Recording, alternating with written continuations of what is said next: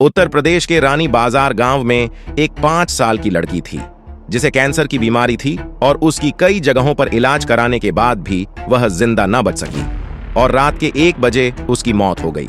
उसी रात एक दूसरे गांव में मोहिनी नाम की एक औरत की ट्रक से टकराने की वजह से मौत हो गई। मृत के परिवार वाले लोगों ने उस औरत का दाह संस्कार कर दिया।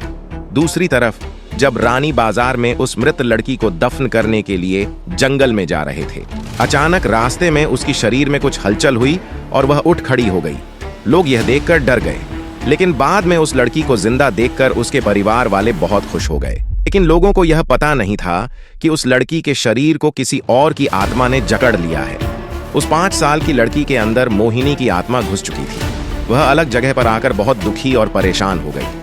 उसका खाना खाने में भी मन नहीं लगता, लेकिन उसकी माँ उसे अपने हाथों से खाना खिला देती थी। एक दिन वह लड़की अपनी माँ के साथ उसके मामा जी के घर जा रही थी और रास्ते में अचानक वह जगह आई जहाँ मोहिनी की ट्रक से मौत हो गई थी। उस बच्ची ने अपनी माँ को इशारा करके बताया कि यह रास्ता उसके गांव की तरफ जाता है।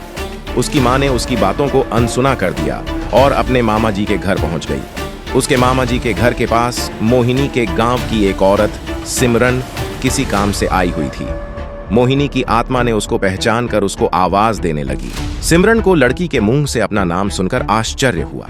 सिमरन के पूछने पर उस लड़की ने उसको अपनी पूरी घटना बता दी और बोली कि मेरी मौत से पहले ही मेरे घर वालों ने मुझे जला दिया और इस बच्ची की खाली शरीर को देखकर इसमें रहने लगी। जब सिमरन ने यह बात सुनी तो उसने अपने गांव के लोगों को यह बात बता दी और उसका पूरा परिवार मोहिनी को लेने आ गया। उस लड़की ने सबको पहचान लिया, पर उसने वापस रानी बाजार आने के लिए मना कर दिया, लेकिन लोगों के समझाने पर वह मान गई। इस तरह वह दोनों परिवारों के साथ रहने लगी। इस कहानी से पता चलता है कि कभी किसी की अधूरी इच्छा पूरी ना हुई हो तो उसकी आत्मा किसी और के शरीर में जा सकती है।